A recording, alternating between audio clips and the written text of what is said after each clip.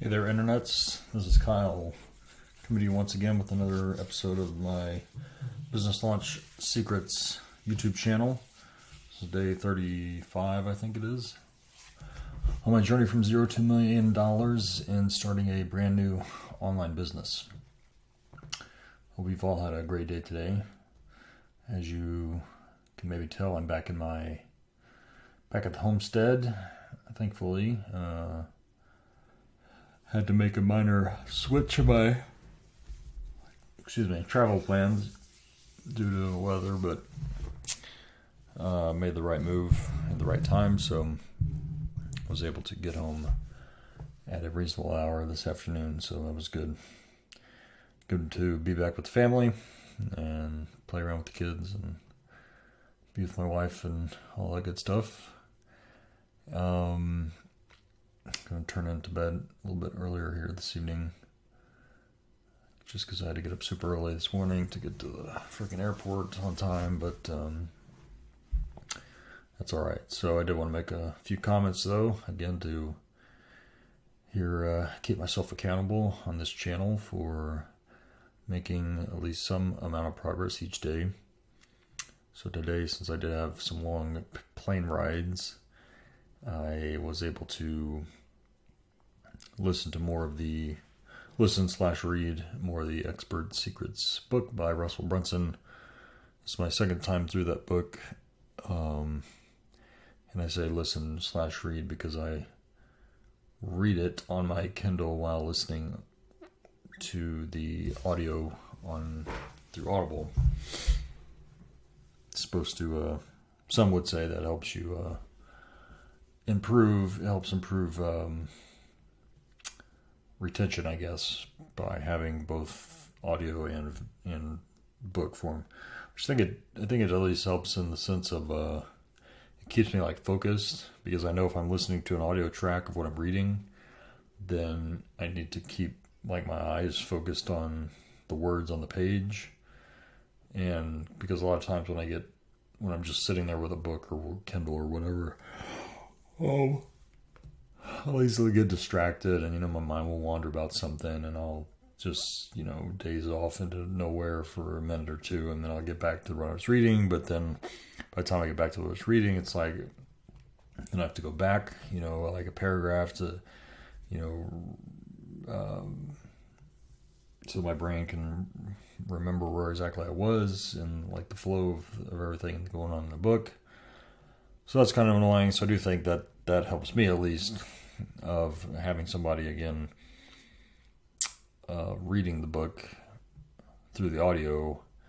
Thus, I gotta keep up with them, and I usually listen to it at a higher speed, like 1.5x, just because you tend to read a bit faster than you would normally have regular conversations day to day. So, and I do that with podcasts too. I'll listen to them at 1.5 or even 2x, depending on who the person is and how fast they talk. And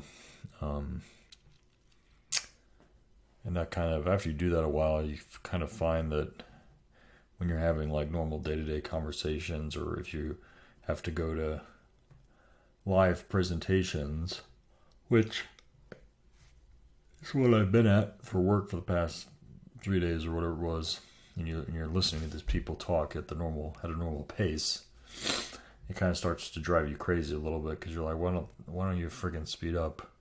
But again, it's just because you've been listening to all this content, podcasts or books or whatever, at a much higher speed. So because you are able to process information quite a bit faster than people are usually able to just naturally speak that information.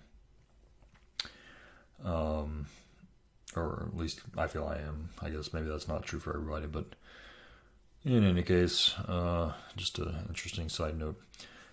So as I was listening more to the Expert Secrets book and, trying to, think through the impacts for my own business, one thing that the section I was thinking about more specifically was talking about how do you build a,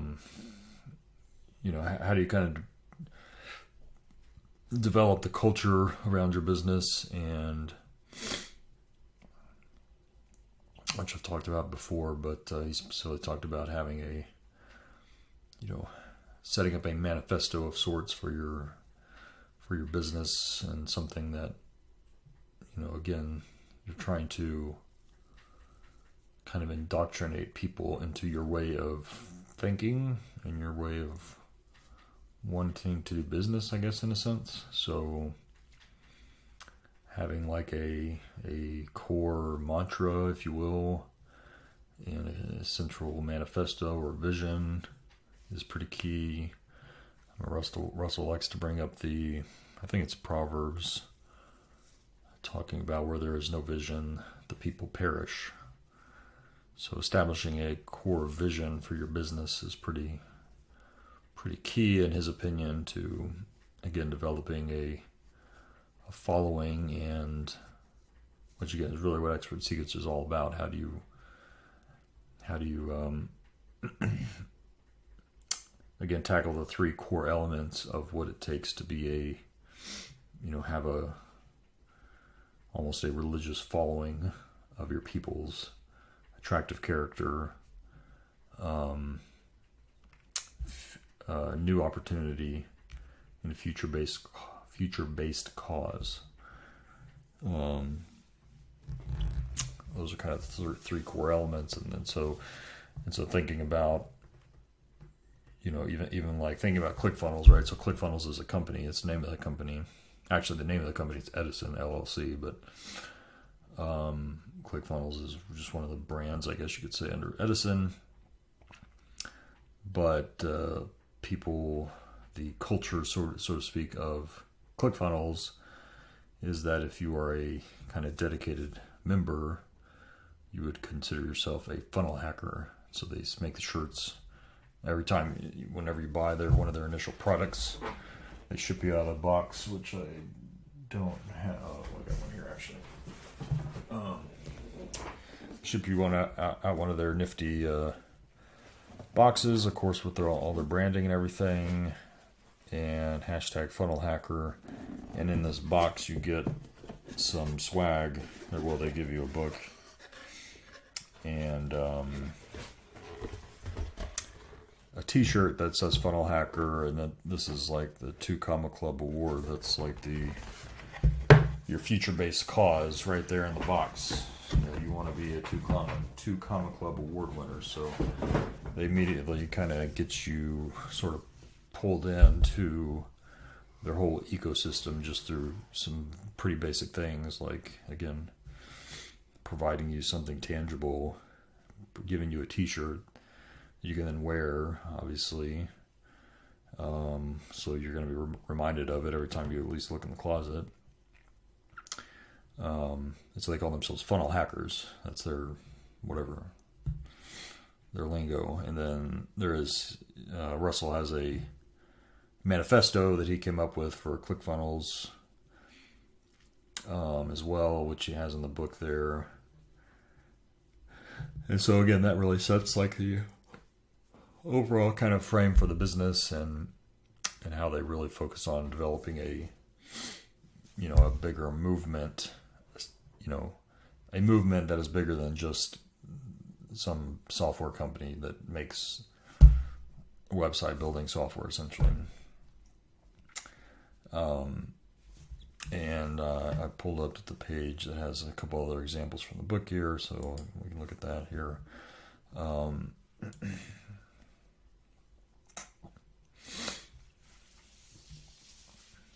Let's see. So we have there's one from a company called Cash Flow Tactics, I guess. The movement defined as prove that anyone can be financially free. Sorry, let me blow this up here a little bit. Anyone can be financially free in 10 years or less, regardless of age, income, or experience. This has helped us form a message and draw a clear line in the sand. Simply making money is not good enough. Any strategy or opportunity that doesn't directly contribute to becoming financially free in 10 years or less doesn't work and should therefore be discarded. So their slogan or mantra is rise up, live free. and some other details there. And so there's another one about relationship development. Their mantra is changing the way relationship is done. And then you got the last one is a physical product company. This lady makes like soap, and seed to skin, skin to soul. And she's all about delivering wild crafted beauty experiences. So see, it's more than just the soap. It's beauty experiences that transform the mind, body, and soul. We believe that beauty starts with purpose and radiance from the inside out. So we are activating human potential with products and tools that go far beyond the skin.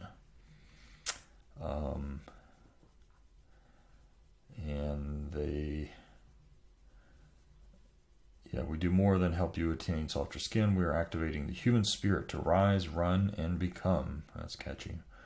Through our transformational true beauty experiences and mentorship platform, appealing to the female folk, we are awakening you unto life. You'll feel beautiful, capable, and ready to step fully in your journey of becoming her.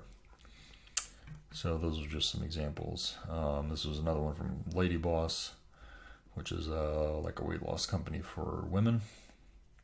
I'm not going to read this whole thing, but again, just something that he pointed out. This is a company that he helped work with in his mastermind group. And this lady and her husband came up with this manifesto and really entirely changed their whole business, because it used to be just called whatever their name was, fitness, weight loss, something or other, and they changed the entire company to Lady Boss, and that allowed them to create this more of a movement, more of a culture around everything that they're doing.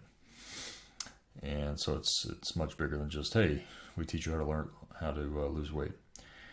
And yeah, so this is the next one, the manifesto from Brunson on ClickFunnels. Funnel hackers, a new breed of entrepreneurs, smarter, leaner, faster, and free. Funnel hacker believes that their business is a calling. Their products, services, and the message they share have the ability to change the lives of the people they've been called to serve. Funnel hackers in control of their destiny, so on and so forth. So again, he talks a lot about, once you've kind of developed this, you can use this for multitude of purposes. Again, trying to get this message out. These are like, they put together some phone background images you can download and have on your phone or whatever, just to again give more people a sense of purpose, right? Then he talked about how that kind of applies to the various awards that they've set up within ClickFunnels, giving people again a future-based cause, something they're striving for, whether it's on their own personal achievement, but then they also have like more of a charity-based award for people, in this journey of transformation. People have changed their personal lives enough that they're more focused on serving others, not just making more money. So, and then I did get into all this, going through the details of how you come up with epiphany bridge stories, which is something I still need to kind of sit down and do. There was maybe an example here somewhere. Talks about the core building blocks of creating a story, how it ties to basically every movie and TV show you've probably ever seen. All follows the same story arc. Yeah, so here's like a little exercise he put together to say, start to identify what are the false beliefs that your customers have. What are the experiences that gave them those false beliefs? What are the stories they're telling themselves that reinforce those false beliefs? And then what are the new epiphany bridges that you are going to tell them that will help to break those false beliefs? And so these are bringing in some of your own stories. So this is like an exercise, something you need to do to start identifying what are your stories that you want to start to weave into your own sales presentations, whether it's, just sales letters or webinars or whatever. And so then he goes to the whole details of how you build those into his perfect webinar script. And there's a lot more there. So in any case, I was thinking about that again in the context of what I want to do with my company and PhD secrets, and was thinking like, oh, maybe it should be mean, PhD Secrets is just kind of a catchy name to get people thinking, like, what does that mean? Like, what's the secret, right? That's the point of doing that, to try to pull them in. But that's not really, a core mantra or anything. So I need to think about what would my mantra be in my manifesto, sort of thing. I was thinking of like PhD boss, and where boss is an acronym for something like bold. What was I thinking? Bold. Bold, optimistic, successful servant. So again, kind of as I'm thinking through this more and more, I don't want to be like just pigeonholed to be like, hey, I'm just going to help you find a new job as a PhD or whatever, which again, there's people that do that already out there, and I'm sure they're very successful. But that just kind of bores me, I guess, personally. So thinking a little bit more broader, almost to be like, it's going to be more kind of motivational self-help type stuff, which also sounds a little cheesy, but even though it sounds cheesy, I mean, it is legit, and it certainly has. There's certainly some things I've learned personally that have changed my own mindset and my own perspective pretty significantly, and those are things I could maybe help others who are like me, being very rational, logistical thinkers, to get them kind of out of their, that just sequential serial thinking, and thinking more broadly about the world around them and what the opportunities really are, etc. And so thinking about more so like just teaching PhDs, since that's my intended target audience, since again, that's the experience I bring to the table, teaching those specific people how to, just have more impactful lives in general. And while that might take a specific bent in their career right now, it wouldn't be like just strictly limited to only that. So it's almost like I could envision, what like Russell Brunson and those types of guys do for entrepreneurs. This whole big ecosystem, this whole big movement in terms of helping people be comfortable with themselves and be comfortable with trying to set up businesses online and all this sort of stuff. And developing the right mindset that allows you to do that, to be successful, and what you need to do to be successful doing that. Like almost can envision me doing that, almost the same type of thing, but again, just for a different demographic, or a different, not even demographic, but just, I guess it is a demographic of your educational level, but, for a group of PhDs who obviously, certainly see things very different than, like, say, an entrepreneur that Russell Brunson is sort of preaching to, in a sense. But more or less sharing the same message, but just with the context that a person with a PhD would more so appreciate, because they don't most likely, they're not necessarily looking to make more money by selling some crap on Amazon or whatever. Some of them might be, but that's not really what I'd be there to help them with. It'd be more so help them trying to find their true calling and the job that they're doing, and ultimately, just helping them better understand, I guess, more of the soft skills that come along with developing your career, which again are things that I think are not as well appreciated by PhDs, folks that have been so deep in some academic research of whatever flavor, that, even though they have to do presentations and they have to interact with people, that doesn't mean they're necessarily good at it. and how to influence people to kind of come to the conclusions you want people to come to. Like, those are all skills you're never really taught, and unless you like do your own personal reading, and I mean, obviously there's tons of books that'll teach you how to do that, but unless you're a person that's actively doing that, you're probably not getting any better at it. So again, maybe offering something that helps people focus on those types of things is something that, number one, I think people need, and number two, something I think I could be personally motivated to get out there and teach about, I guess. So those are all important factors.